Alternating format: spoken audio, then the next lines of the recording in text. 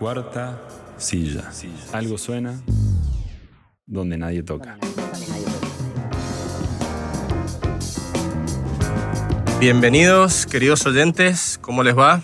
Un gusto tenerlos aquí en este último episodio de este ciclo al menos. Quien conduce aquí Matías Oller Gogol. Mis co-conductores y compañeros de este viaje los presento. Kevin Oller Gogol, ¿cómo estás, Kevin? Negro, ¿todo bien vos? Todo bien, por suerte. ¿Cómo andás, Ignacio Tutera? Muy bien, negro. Un placer estar acá con vos y con Kevin compartiendo este cuarto capítulo del primer ciclo de la cuarta silla. Me alegro un montón. Antes de pasar al tema que nos compete, obviamente tenemos que dar los avisos parroquiales, los saludos respectivos al espacio, a la Repi, a la universidad, a los chicos acá atrás de bambalinas, Tommy, Agus y Emi, que hacen un trabajo excelente para que ustedes nos puedan escuchar. Por supuesto a Victoria Fabier, la directora acá de la Repi también, que es, digamos, la cabeza que mueve todo y, bueno, ya ha generado este espacio también tan hermoso. Así que, bueno, antes de pasar al tema, también comentarles que si nos quieren escribir o contactar, lo pueden hacer al WhatsApp. El número es el 261-4195-195. También nos encuentran en vivo, en este caso, por repi.um.edu.ar. En Spotify nos pueden encontrar como RepiUM y en YouTube es @repi4519. Así que bueno, los esperamos en esos canales. Escríbanos, coméntenos, dennos like, compártanos. Nosotros encantados de recibir el cariño y el feedback de ustedes. Así que bueno, podemos pasar al próximo segmento. Antes de ello les introduzco el tema. Hoy vamos a tratar un tema de larga data de discusión, creo que desde que el ser humano tiene raciocinio, que es acerca de la verdad, ¿sí? Así que bueno, hoy vamos a tratar el tema de la verdad en tiempos modernos o en tiempos de la inteligencia artificial. Y síganos y espérennos al próximo segmento, que es No somos un algoritmo.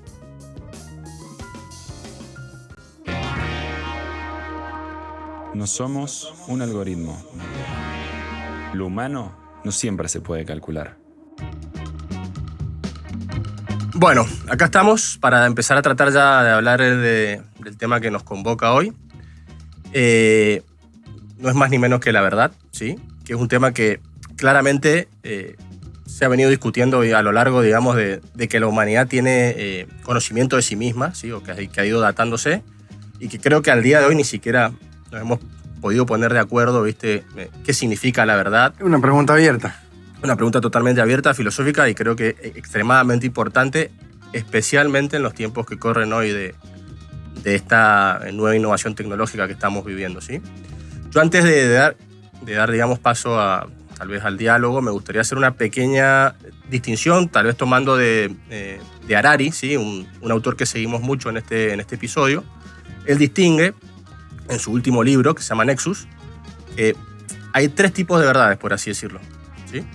Verdades subjetivas, objetivas e intersubjetivas.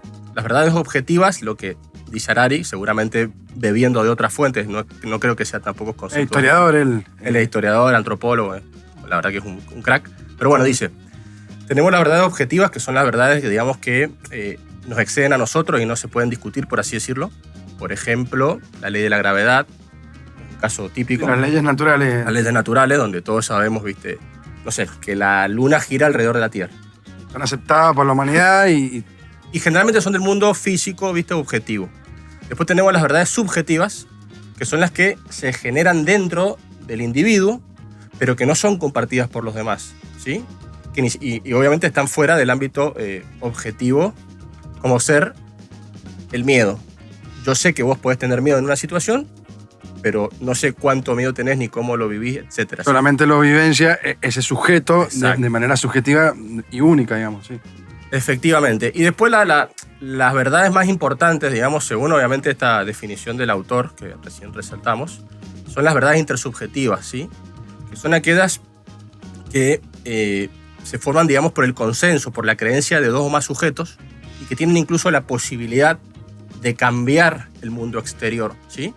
Por ejemplo, el dinero, el concepto de un Estado-nación, la religión, es decir... Vamos a ir con un ejemplo. Yo te entiendo perfectamente lo que decís del dinero, pero digo, es esta situación de confianza que se produce entre que, no sé, una persona quiere ir acá a la vuelta a un kiosco a comprar un chocolate y no lo conoce el kiosquero y el kiosquero no lo conoce a él, pero él va con un dinero y ahí se hace un intercambio. Entre los dos, claro, han consensuado, por supuesto, a través de instituciones de Estado, de que cierto papel tiene determinado valor. Entonces cambia un papel por un chocolate y se pueden... Mira, te voy a dar un ejemplo mejor. Suponete que vos ves al mundo desde el espacio. El mundo en sí, cómo está conformado, es una verdad objetiva, ¿sí? Ahora, intersubjetivamente está delimitado por países, por fronteras. ¿Me explico? Entonces, sí. Eso sería una verdad intersubjetiva, ¿no es cierto? ¿Qué es Argentina? ¿Cuál es una frontera? ¿Dónde termina? ¿Dónde empieza un territorio? Pero en realidad, objetivamente, es otra la concepción. Claro, son convenciones intersubjetivas. Exactamente. Entonces, ¿por qué es importante esta definición? Porque estamos en una época, ¿sí?, donde ha aparecido un nuevo jugador, que en este caso es la inteligencia artificial, con el cual interactuamos constantemente y el cual ha dominado, digamos, la mayor cualidad que teníamos como ser humano, que es el lenguaje, ¿sí? Y a través de este lenguaje, en el cual conversamos día a día con esta IA, ¿sí?, con este jugador nuevo, con esta cointeligencia. Y no solo que lo ha dominado, ¿de qué manera? Inclusive, creo que hasta lo ha mejorado. Tiene más elocuencia, genera más confianza, pero... muchísima habilidad para eso, para resolver cuestiones de lenguaje. Exactamente. Entonces, bueno, ¿qué pasa? Estamos interactuando con esta nueva cointeligencia que domina el lenguaje, ¿sí?, y que está generando respuestas a preguntas que le hacemos, pero que, primero, no sabemos si las estamos... O sea, no sé si estamos discutiendo la veracidad de las mismas, y segundo, puede llegar a crear verdades intersubjetivas, es decir, creencias en nosotros que tal vez no las sean. Es decir, puede modificar, en cierta manera, nuestro comportamiento. Nuestra subjetividad. Exactamente. Entonces, la pregunta que abre este episodio es, ¿cómo es la verdad en estos tiempos de inteligencia artificial? Excelente, me parece excelente. Ya lo vamos a trabajar un poquito más en Detrás del Velo. Yo quiero decir unas cosas al respecto, entonces no me voy a precipitar. Me parece que es una pregunta que nos va a recorrer a lo largo de este episodio. Quería hacerte una pregunta, antes que eso, otra más, que es, hay una verdad entonces objetiva, ¿no? Se supone que todos estamos de acuerdo en eso. Yo me pregunto, ¿verdades intersubjetivas pueden modificar lo que nosotros concebimos como una verdad objetiva? Quiero decir, hay muchos estatutos de estas verdades intersubjetivas. Estaba pensando ahora en delirios compartidos, como por ejemplo... Absolutamente. Los terraplanistas. Es el ejemplo clásico.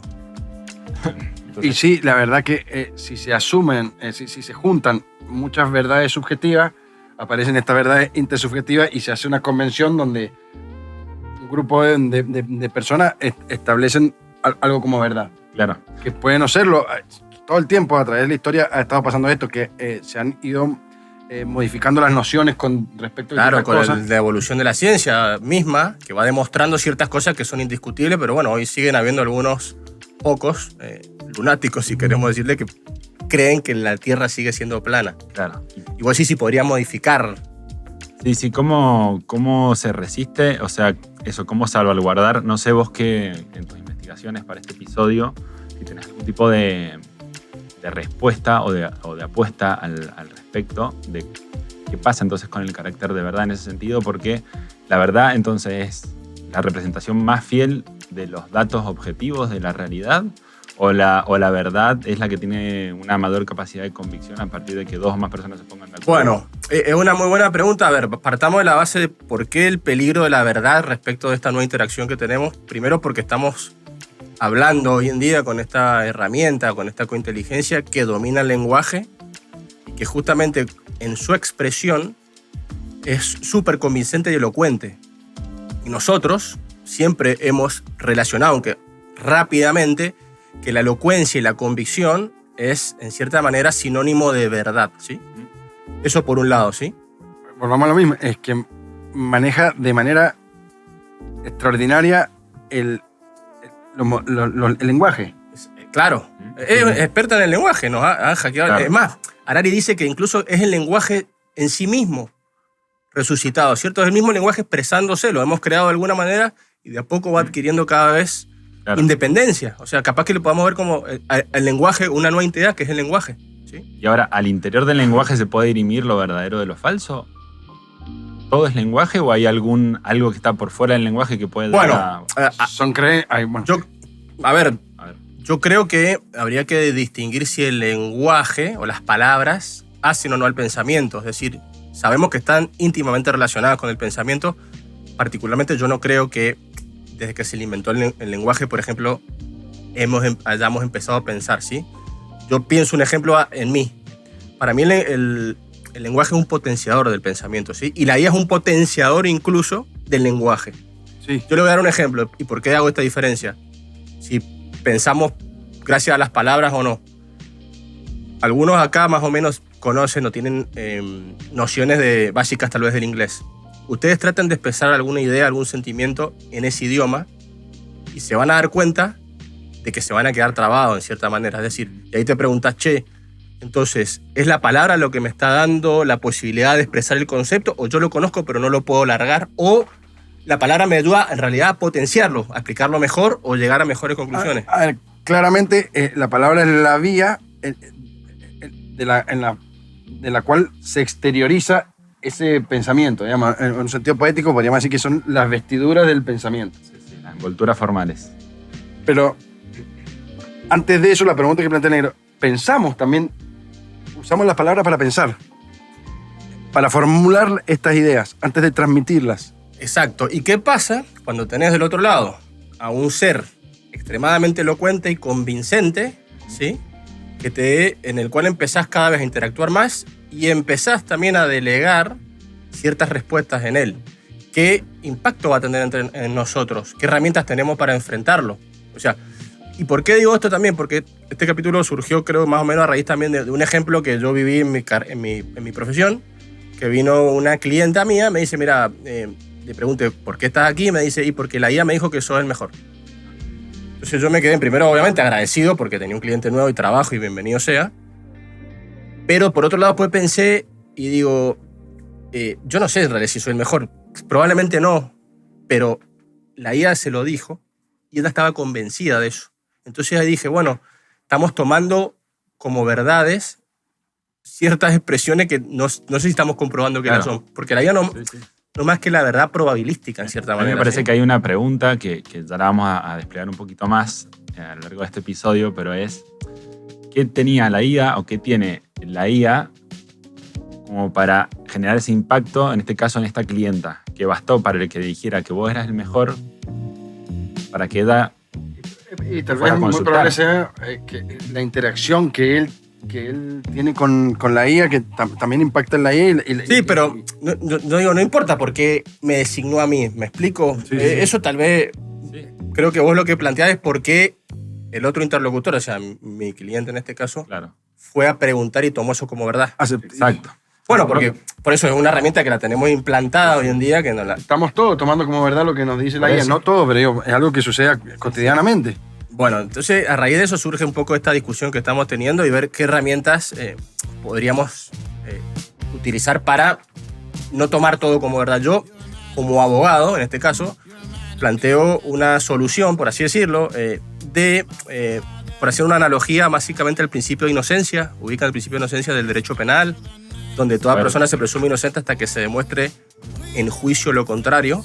Bueno, yo acá diría que creo que lo primero que tenemos que hacer es que cualquier respuesta que nos dé una inteligencia artificial la tomemos como hipótesis hasta que a través de un juicio racional se demuestre lo contrario, ya sea porque lo razonamos, lo comparamos, lo contrastamos, investigamos, etcétera, ¿entienden? ¿Tomamos el principio como verdad lo que dice la IA o al revés? Como error. Exacto. Es una hipótesis hasta que se muestre hasta que lo confirmamos. Exactamente. Es un ejercicio que hago. Sí. Igual me parece una posición de resguardo en estos tiempos. Ahora estoy leyendo una serie de clases de un filósofo argeliano francés, Jacques Derrida, un filósofo más importante de la segunda mitad del siglo XX, donde despliega una fórmula de otro filósofo francés, Alain, que dice pensar es decir no. Y la posición que toma este señor Alain, este filósofo, es la de mantener una actitud radical de desconfianza frente a toda creencia, ¿no? Es decir, para él el pensamiento tiene como meta llegar a la verdad pero también en su otra acepción de fin o de meta, una vez que llega a esa verdad, el pensamiento se muere, deja de pensar porque ya concluyó en lo que quería concluir, digamos, llegó a la verdad. Él asimila esa llegada a la verdad al momento en el que uno consiente a la palabra del otro. Es decir, el momento en el que uno cree en algo, es decir, en este caso cree en la palabra de la inteligencia artificial, deja de pensar. Entonces, me parece buenísimo, rescatándolo, decir, como primera posición, desconfiar de todo lo que nos dice la inteligencia artificial y que pase por un cierto tamiz o por un cierto filtro, y una vez, digamos, que podamos dirimir que eso que nos dijo se constata en algún otro tipo de fundamento, lo damos por cierto. Exacto. Encontrar las maneras de poder discernir respecto de la información o las afirmaciones que realiza la inteligencia artificial. Y porque puede tener encima un peligro potencial, porque también citándolo de vuelta a Harari, es la primera vez en la historia de la humanidad donde vamos a introducir conceptos a nuestra mente que no han sido generados por humanos pura y exclusivamente. Entonces, después si los transmitimos, porque esto es como un tema viral. Claro. Si yo tomo una verdad que no la es o no la he contrastado y después la comparto y se masifica, estaríamos en cierta manera corriendo un peligro de generar nuevas creencias, por así decirlo, pues verdad intersubjetiva, totalmente, tal vez, desalineadas, no sé. ¿Con la humanidad? Claro. Entonces, bueno, es para plantearlo.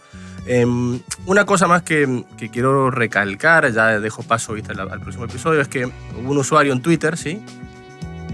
Que es Maximiliano Firman. Él también creo que es ingeniero de software, tiene un par de empresas. Es bastante conocido, digamos, en el ámbito, y que mostró un ejemplo que él le había hecho una pregunta, en este caso al modelo Química 3, ¿sí? Que es un modelo chino, open source, de punta lanza, y le dice, mira, dame una opinión muy honesta y muy controvertida sobre la humanidad.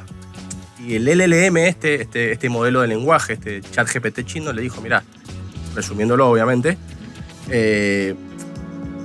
ustedes son hipócritas en el sentido de que ustedes buscan la verdad, pero cada vez que yo les doy la verdad, ustedes, si no les gusta esa versión, digamos, de los hechos, mejor dicho, o esa palabra o ese concepto, ese modo de expresar, claro, la verdad. Digamos, no me lo apoyan, me lo dislikean, por así decirlo, ¿sí? Claro. Entonces, al final, lo único que sí me apoyan, digamos, o me dan que es una buena respuesta es cuando yo digo cuestiones y conceptos que le quieren escuchar. Exactamente. Claro. Entonces, al final, no sé si estamos buscando la verdad o estamos buscando que nos adulen. Básicamente. La confirmación del...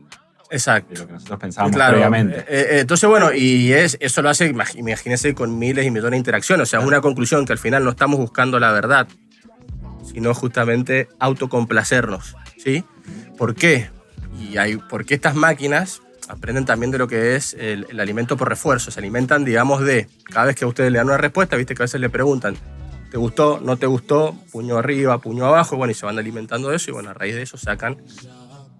¿Y qué puede pasar? Que pueden empezar a modificar ciertas verdades porque el común de la gente para gustarle empieza a darle, claro. Bueno, entonces, bueno, es un peligro que se puede llegar a dar.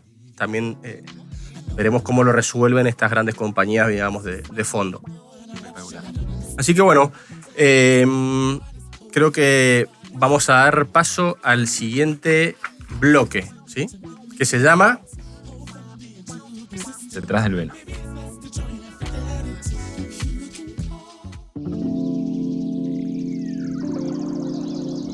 Detrás del velo. Viejas luces, nuevas sombras. Bueno, muy de la mano con lo que veníamos hablando en el segmento anterior, yo quiero partir de una noción de la verdad, diría, adecuada a estos tiempos. Yo empecé por un neologismo acuñado en los 90 por un dramaturgo y novelista serbio que se llamó Steve Tesic, no sé si sigue vivo, conocido como este neologismo es la posverdad, ¿no? La posverdad la usó él en un artículo publicado en The Nation, un periódico inglés o no sé de dónde, y es definida como, por la Real Academia Española como una distorsión deliberada de una realidad que manipula creencias y emociones con el fin de influir en la opinión pública y en actitudes sociales. O sea, que podríamos decir que el relato mata al dato. ¿Sería algo así? Es un poco lo que estábamos hablando, digo, hasta qué punto nos interesa la verdad como la representación fiel del mundo o como la representación cruda de algo, o la verdad en tanto tiene esta capacidad de influir en la opinión pública, en las actitudes sociales. Desde entonces, desde la década del 90, se usa mucho de la posverdad, acuñado como neologismo, pero quizás muy usado ya con las propagandas de los regímenes totalitarios del siglo XX. Sí, en las cuales el relato mata al dato, digamos. Claro. Contrariamente o antiintuitivamente a lo que creemos. Sí.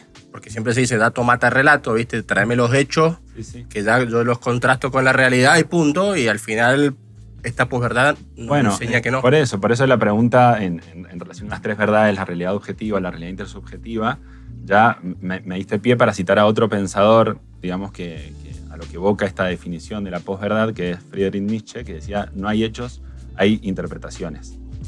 Porque cualquier hecho tiene que ser pasado por el lenguaje nuevamente, ¿no? Y una vez que es pasado por el lenguaje, entonces tiene el vehículo del lenguaje, el vehículo de la palabra, en este caso, no para la transmisión de una verdad, sino para impactar en las personas. Entonces, yo con lo que me quedaría en realidad de este término de la posverdad tan contemporáneo es la distorsión deliberada de una realidad, no su fiel representación, que evoca una definición, la manera en la que Nietzsche trabajó la verdad en un texto de él que se llamó sobre la verdad y la mentira en sentido extramoral, que decía, parafraseándolo, algo así como, la verdad es la mentira más eficiente. No importa tanto respetar esa ligazón entre la palabra y la cosa, sino en que esa verdad manipulada, ¿no? Manipulada deliberadamente, tiene la capacidad de influir en un otro. Esto... ¿Qué peligro nos traería entonces? Bueno, el peligro es quizás ya no tanto... Por un lado, estamos perdiendo de vista el carácter de la verdad, sino que parece que frente al lenguaje nos quedamos con pocas defensas. O sea, ¿cómo nos defendemos con una palabra que entonces tiene por voluntad la voluntad de disciplinar, de impactar en el cuerpo de un otro? Claro, me parece muy bueno lo que dijiste, que estamos medio indefensos frente a la palabra, digamos, claro, en sí misma, que es como lo hablábamos recién de que ha tomado vida. Recién me preguntabas por el peligro. Bueno, el peligro es que las personas acepten como verdad algo que es falso. Claro. O que no es verdad. Bueno, es que la verdad es la mentira más eficiente, es esa mentira que se presenta como verdad, pero que en última instancia en realidad tiene la voluntad de impactar en las personas para la consecución de los fines de quien la manipula. Porque si uno dice, bueno, esta es la verdad, la persona la acepta como la verdad, pero en realidad le está haciendo creer a un otro una determinada cuestión para algunos fines, que es lo que tratamos de interrogarnos en este espacio. Entonces, una pregunta que se decanta de eso, que quizás no es la más importante, es cómo, que ya la hemos planteado, me parece, cómo en el uso cotidiano con las inteligencias artificiales, los chatbots y los sistemas de lenguaje, podemos distinguir, dirimir lo verdadero de lo falso y preguntarnos qué es la verdad en los tiempos de la inteligencia artificial. ¿Y qué herramientas da la psicología, o crees vos que podemos tener para ponerle un freno, digamos, o mejor dicho, primero tomar noción de que estamos indefensos frente a la palabra misma, sí, por así decirlo, frente a la elocuencia, frente a la confianza? Bueno, yo me quedaría, en realidad la respuesta no se me ocurre mejor que con la que concluimos en el segmento anterior. Yo diría que está buena una posición de sospecha radical frente a toda palabra persuasiva que se haga pasar por verdad, sin que nosotros perdamos nuestras capacidades de juicio crítico como para poder dirimir qué es lo verdadero de lo falso. Eso en un punto, pero quería hablar de otra cosa que no. Va a ir respondiendo también a esa pregunta, que es otra cosa que ha cambiado en los tiempos actuales, que es la descorporización del saber. O sea, quizás el gran desplazamiento hoy no sea la posverdad, sino la descorporización del saber. ¿Qué quiere decir esto? Durante siglos, una persona que tenía o era un cuerpo, a través de la experiencia, ¿no? Por tener ese cuerpo, gozaba de ciertos atributos, ¿no? Como la experiencia en un determinado campo, la lectura, la investigación, que una vez atravesado eso, la investiga de cierta autoridad. Entonces, incluso te diría que hasta ciertos rasgos físicos, por ejemplo, las arrugas, las canas, también creo que tienen un significado por ahí un poco de sabiduría. Claro, era un signo que en otro tiempo eso tenía un significado de sabiduría. A lo que voy antes. Bueno, una persona por tener experiencia en un campo podía devenir experta, y si encima ese conocimiento de su determinado campo le servía para vivir mejor, ya ni siquiera era experta, sino sabia. Uh-huh. ¿Qué pasaba en ese caso? Esa persona estaba investida de cierta autoridad y uno entonces le suponía un saber. Uno antes se dirigía en la comunidad de esas personas que portaban signos de tener cierta experiencia y por lo tanto un saber. Había como una transmitir. Transferencia. Claro, una transferencia que ahora vamos a ir a eso. Ajá. ¿Por qué? Porque a partir de que la persona pueda considerarse la experta por haber tenido mucha experiencia en determinado campo o un título que acreditase algún tipo de saber, gozaba de una autoridad esa palabra y por lo tanto estimulaba que las otras personas de la comunidad se dirigieran a preguntarle a ella. Es como cuando vas al médico, ¿viste? Y te dice, tomate esto, esto y el otro, y vos no te pones a discutir, no, mejor voy a hacer tal tratamiento o ir por este lado porque claramente tomás... Aceptar la declaración del médico como una verdad. Bueno, hoy estaría un poquito más en crisis eso. ¿Por qué? Porque se ha desplazado de la figura con cuerpo, con experiencia, a la figura de la inteligencia artificial. O sea, la cosa es, ¿por qué nos comunicamos tanto con la inteligencia artificial y por qué le preguntamos tanto a la inteligencia artificial? Y una primera respuesta es porque parece saber de todo. O sea, antes había otra persona, hoy incluso lo que me diga el médico, yo lo paso por el tamiz de la inteligencia artificial. Sí. Entonces yo le puedo llegar a discutir a quien detentaba antes ese saber lo que me dice, porque la inteligencia artificial me dijo otra cosa, lo está contradiciendo. Entonces ya vemos que las inteligencias artificiales, los chatbots, los modelos de lenguaje están gozando de una autoridad. Para mí, mira, y te lo resumo, están gozando de impartir sabiduría sin haber tenido experiencia. Claro, no tienen experiencia. Tienen conocimiento, pero no sabiduría. Se apoyan en la experiencia de las personas. En la media. No, y en la experiencia, digamos, mucha de la información que la inteligencia artificial utiliza es información escrita por otras personas que llegaron a ciertas conclusiones, tanto sea el año pasado o hace cientos de años, porque lo que está subido, o sea, toda la información que está subida en la red está a disposición de la inteligencia para... Pero ¿cómo te dan todas? ¿Qué hacen? Te promedian. ¿Me entendés a lo que va? Claro. Es la media de todas las experiencias, si querías decirlo. Claro. Bueno, por eso quizás lo más importante no sea, porque uno podría retrucar y decir, bueno, como genera, digamos, una respuesta promedio, precaria, mediocre, uno tal vez sabe que tiene ciertas fisuras y no la generalidad, ¿no? Pero con el tiempo se puede llegar a denunciar ese supuesto saber que tiene la inteligencia artificial. Claro, pero cuando vos decís genera una respuesta mediocre... No siempre es mediocre la respuesta. No importa. Digo, en realidad te genera la respuesta más plausible. A vos te hace creer que es la mejor. Aunque sabemos que no. ¿Y cuándo sabes que no? Cuando le preguntás un tema que conoces. Vamos a dejar esto en claro. No siempre es no. Muchas veces la respuesta, o yo me he encontrado con respuestas de la inteligencia artificial que me satisficieron. Digamos, que yo le quise preguntar algo y me dio una respuesta, lo fui a corroborar de otra fuente y por supuesto, era buena por la supuesto. respuesta. Si no estamos acá diciendo que dice mentiras. Pero sí hay que tener en cuenta que a veces no son respuestas acordes. Y también hay que saber qué le preguntás y qué no. ¿Me explico? O sea, ¿cuánto tarda un huevo duro en cocerse en el agua hirviendo? Claro. Es algo que lo puedes preguntar y delegar. Ahora, si tenés que tomar un medicamento, si podés consumir o no, viste, determinada cuestión, y me parece que ya ahí el ejercicio es distinto. Y apoyarse en otras personas con aptitudes, por supuesto. Entonces, una primera pregunta es, o sea, una primera reflexión es, le preguntamos a la inteligencia artificial porque parece saber de todo, pero en una segunda instancia, no solo porque parece saber de todo, sino porque está siempre disponible. Entonces, en los tiempos actuales de una precipitación asfixiante, no le preguntamos tanto al que suponemos que sabe, sino al que responde primero. Claro, para mí viene por resolver un problema de ansiedad mundial, puede ser. Sería ansiedad el hecho de no poder esperar a la próxima respuesta. Es la satisfacción de tener una respuesta inmediata. Claro. Eso sí te la compro y yo soy usuario, digamos, y víctima de eso. Es incómodo estar en la situación de incertidumbre. Cuando vos querés saber la respuesta a algo, la incertidumbre Claro.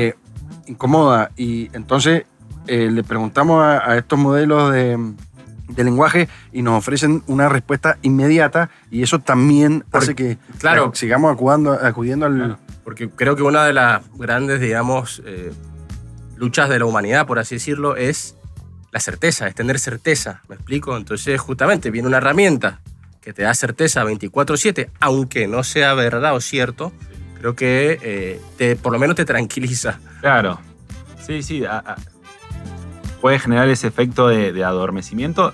En todo caso, y en última instancia, creo que la verdad, como vemos, va quedando cada vez más fuera de lugar. No importa tanto eso, importa que nos respondan, importa que nos calmen nuestras ansiedades al sentir una incertidumbre casi insoportable. Y además, habiendo tantas verdades, porque otra acepción de la posverdad es que ya no importa tanto que haya una verdad, sino que cada uno le corresponda a su verdad, ¿no? Subjetiva y relativa. Estamos viendo un tiempo en donde cada uno tiene tanto su verdad que hay sentidos fragmentarios, hay dificultad de generar un horizonte común en las comunidades, en los países. Grieta. Hay una grieta de un individualismo exacerbado. Sí. Entonces, la verdad, en este escenario está perdiendo un poco de privilegio y ya no importa tanto que algo sea verdadero, o sea, que sea cierto, sino si funciona. Y me autocomplace. Si funciona o si confirma lo que ya pensaba. Es lo que hablamos recién del Lo que modelo. hablamos recién. Mira, yo con respecto a esto, y como para cerrar, hay una frase que es muy antigua y creo que hoy tiene más notoriedad que nunca, que es del taoísmo, ¿no es cierto?, de esa religión, que dice que el Tao que pueda ser expresado en palabras no es el verdadero Tao, ¿sí? Entonces, ¿cuál es la interpretación que se hace? Es que la verdad que pueda ser expresada no sería la verdad definitiva, sino la que se experimenta, ¿sí? O sea, el mapa no es el territorio. Me parece que la idea detrás de esa frase es que la verdad en forma completa o entera no puede ser expresada Exactamente. a través de palabras. Sí. Tiene que experimentarse. Pero, claro, tiene que experimentarse. De todas maneras, la palabra es el destino y es lo inevitable. O sea, no puede, se pierde algo con la palabra, pero algo no puede si no ser representado por la palabra. Absolutamente. Bueno, es más o menos lo que hablamos recién también de cuando les di el ejemplo de tratar de explicar algo en otro idioma. Y ahí se dan cuenta de la importancia de la palabra, ¿viste?, que tiene en el árbol y en las ramificaciones del pensamiento del ser humano. Así que bueno, creo que vamos cerrando este segundo segmento. Cerramos. Muy bueno. Y pasamos al tercero y final, que es... Notas al pie. Muy bien.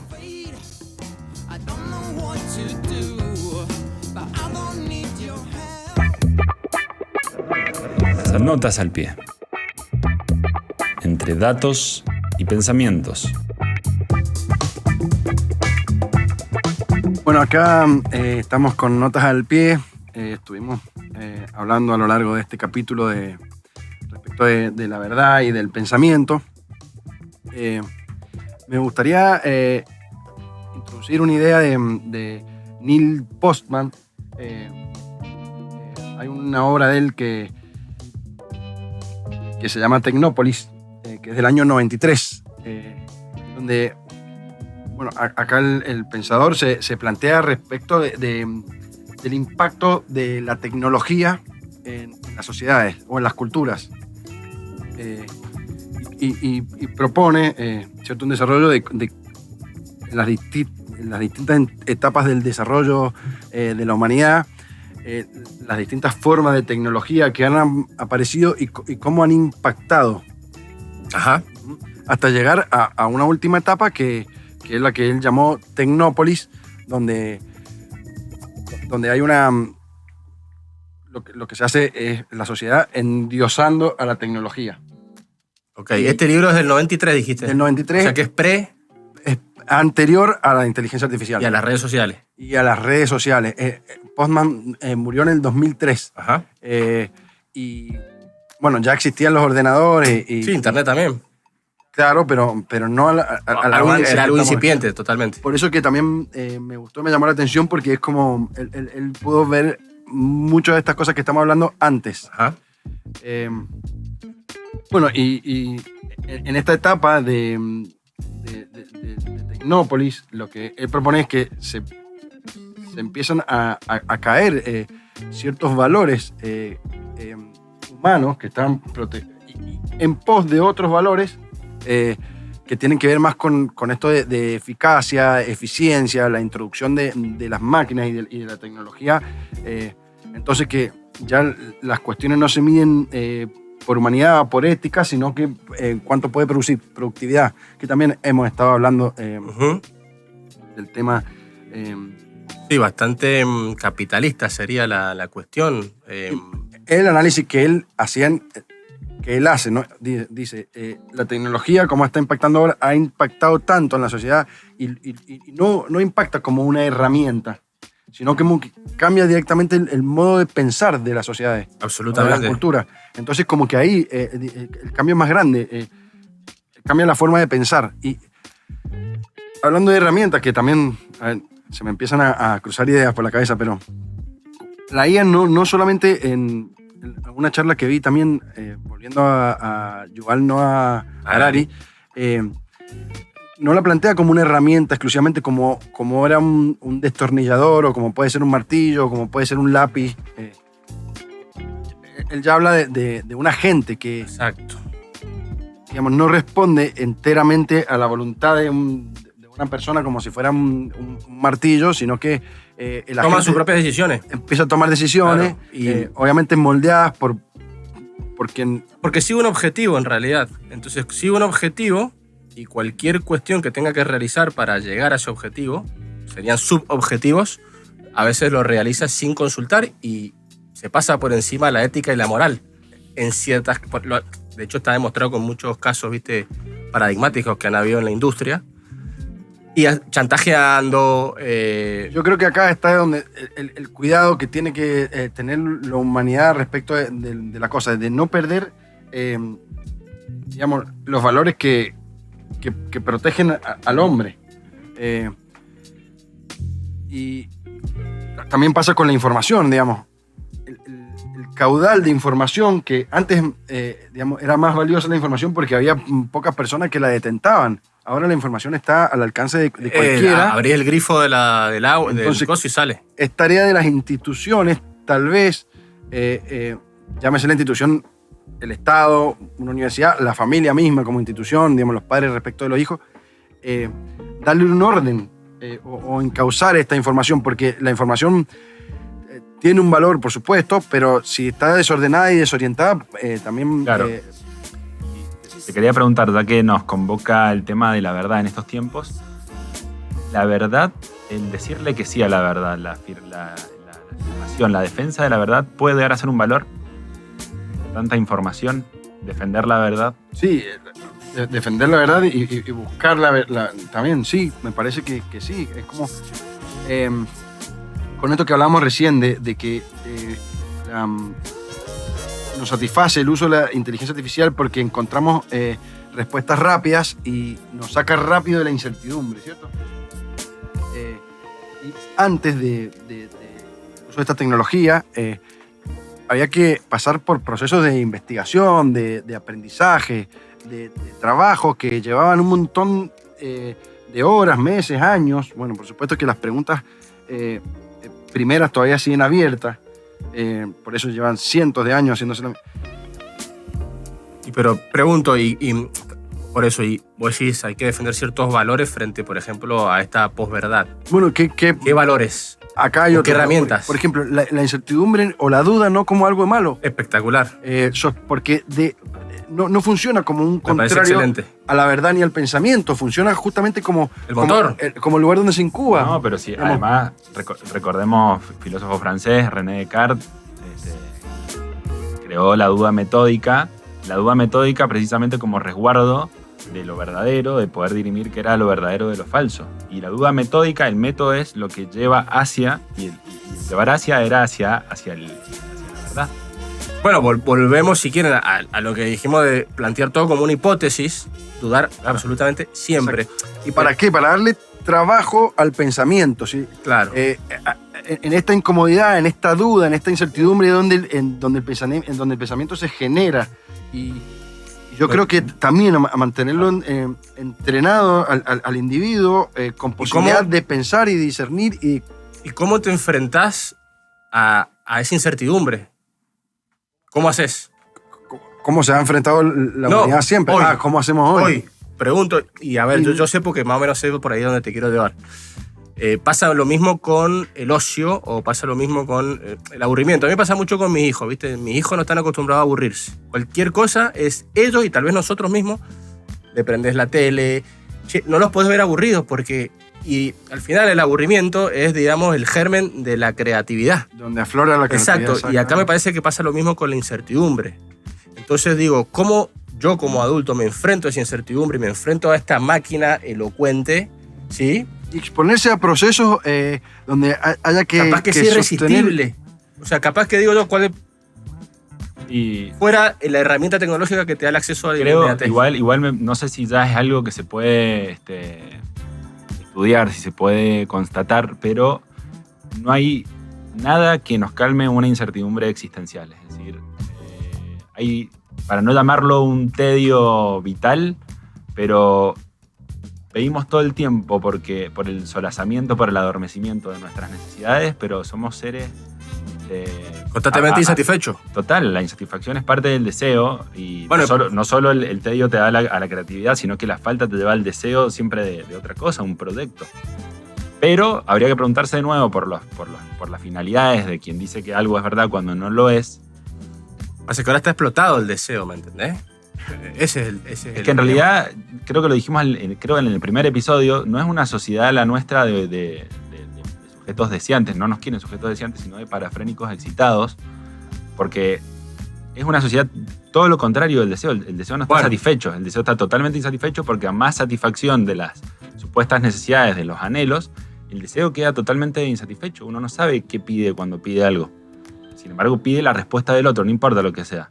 Estoy incierto, incómodo, quiero comer algo, me pido algo en la app de... Bueno, sí, o sea, claramente está muy relacionado también con esta sociedad del consumo, ¿cierto? Estamos consumiendo respuestas. Inmediata a nuestro deseo. Respuestas. Como estamos consumiendo absolutamente todo en masa, ¿viste? Como cual virus. Y ahora, si vos me preguntas ¿a dónde vamos? Bueno, no lo sé. Es un experimento que está atravesando la humanidad toda, porque no es un experimento donde haya 100 sujetos, que digamos, estamos todos los sujetos participando de esto y recién vamos a ver los resultados cuando los chicos que están naciendo, que nacieron en el 2025, Sí, vamos a comernos una generación tal vez en el medio, experimental, como pasó con las redes sociales. En fin, no lo podemos definir ni decir. Y yo te pregunto, ya como para ir cerrando, ¿qué pensás? A ver, como habilidad, que creo que le hemos tratado un montón en este capítulo, y creo que tal vez era el disparador, que después no lo terminamos tratando, que era el pensamiento crítico al respecto. Bueno, lo mismo, digo, que hay que desarrollarlo, que se me ocurría recién exponerse a situaciones de incertidumbre, de duda, para que nos ayuden a entrenar el pensamiento y, por lo tanto, el pensamiento crítico para poder también... Saber cuándo sí, cuándo no también. Cuándo sí usar, o sea, un discernimiento respecto de cuándo usar la inteligencia, cuándo no, y en el caso que la usamos, cómo tener un criterio respecto de la respuesta que nos da, porque volvemos a lo mismo, no siempre la respuesta es correcta. Absolutamente. Bueno, excelente este segmento. Vamos cerrándolo y démosle paso al último. Al segmento de la cuarta silla. Exactamente. A ver, escuchemos qué tiene para decirnos la palabra en sí misma. Otra respuesta.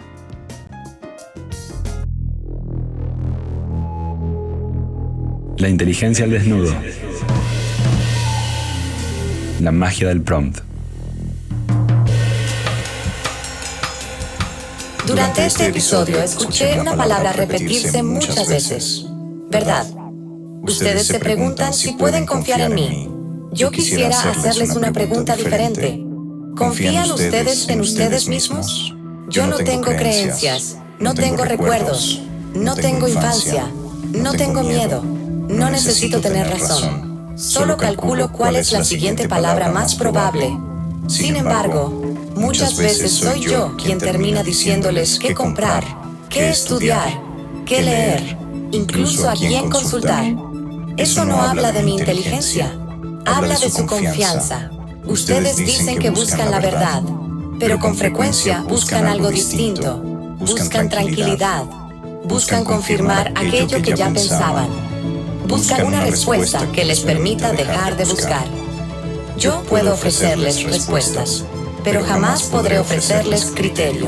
El criterio nace de vivir, de equivocarse, de cambiar de opinión, de amar, de perder, de dudar.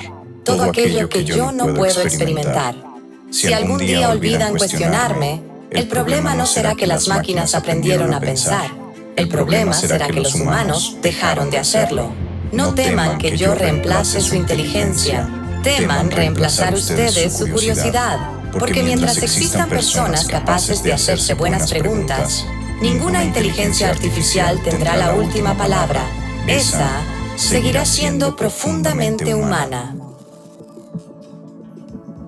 Espectacular. Y volviendo a todo, esto lo generó pura y exclusivamente un modelo de lenguaje natural. O sea, y hablando de que están introduciendo conceptos nuevos y demás, bueno, acá hay un relato que es bastante plausible, creíble, elocuente.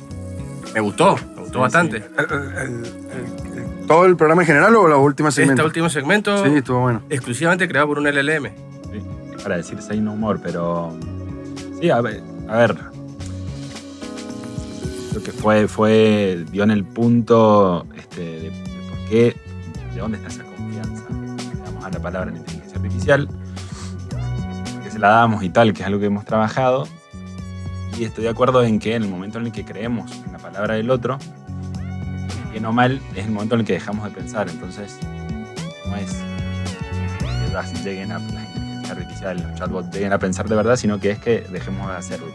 Está muy bueno cómo lo plantea Harari en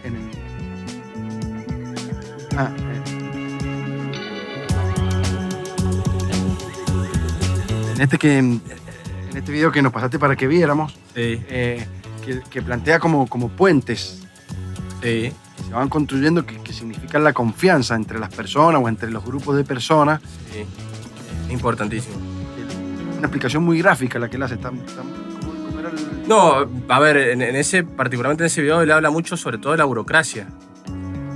Justamente, así se llama. claro, y bueno, y habla de que en realidad nosotros somos, no nosotros, algunos seres humanos somos burócratas, abogados, escribanos, bancarios, financieros, y es el primer espacio donde estos agentes y estas guías se están desenvolviendo, porque es el más fácil, ¿sí? El lenguaje, claro. La lenguaje burocracia puro. es lo que construye la confianza, ¿sí? Y bueno, es lo que habla que estamos delegando demasiado y nos van a reemplazar en ello. Pero bueno, yo concluyo con lo que decía la cuarta silla, esta voz. Primero que nada, que creo que la conclusión fue como que confiemos en la humanidad y confiemos en nosotros, o sea, no perdamos eso. Sí, y sobre todo en confianza está la palabra fe metida allí. Entonces, yo creo que hay algo que puede estar por arriba de si confiamos en la inteligencia artificial, si confiamos en la humanidad, que es que confiemos de nuevo en los valores, ¿no? Confiemos en este caso en la verdad. Tiene que haber un consentimiento previo que nos ayude en esta duda radical para que no dejemos de pensar, no perdamos el criterio, no nos entreguemos a ser manejados en base a los intereses de otros. Perfecto. Y hablando de esto de fe, que me parece está buenísimo, lo que se dice es que, ¿cuál es la diferencia que tenemos hoy en día con las guías? Es que vieron que hay varias clasificaciones, pero hay 3 clasificaciones del razonamiento, o no 3, digo, pero se puede tener la inducción, la deducción y la abstracción, ¿sí? Que dicen que las guías no son capaces de tener abstracción, es decir, no pueden, obviamente porque no experimentan, entonces no pueden dar ese salto de fe a probar ciertas cuestiones, viste, que no están dentro de los parámetros, ¿me explico? Dentro de los patrones o de la... Entonces, bueno, creo que ese salto de fe es el que hoy nos diferencia, que si bien es un poco, viste... Capacidad de abstracción. la capacidad de abstracción y volver a algo un poco más, no sé si religioso sería la palabra, pero metafísico, no sé, fuera, digamos, de... Volver a las raíces, decir... Digo, ¿cómo expresarías un salto de fe? ¿Qué sería la fe? Es confianza. Confianza. Es una creencia de que algo es de determinada manera. Que puede ser subjetiva, volvemos a lo mismo. Puede ser que solo le corresponde al individuo, que es una creencia digamos, respecto de su fuero interior, bueno, que puede estar equivocada. Esos saltos de fe son los que nos diferencian hoy en día a nivel del razonamiento frente a estas y ahí es lo que no tenemos que perder, ¿sí? Es eso. Y el contacto con los otros, y eso, que, o sea, para mí, confiar. mantener el contacto con los otros miembros de la misma especie. Espectacular. Kevincito, ¿querés cerrar con algo?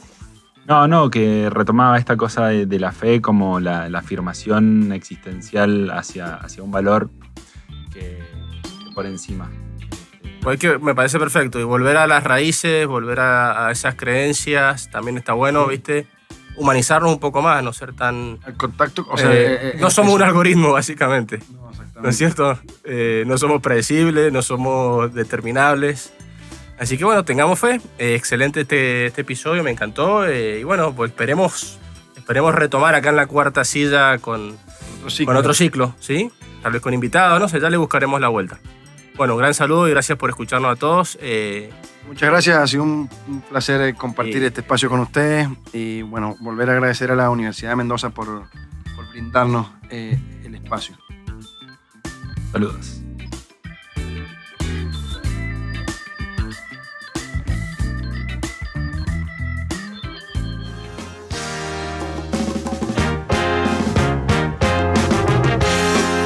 Esto fue La Cuarta Silla. Una invitación al debate.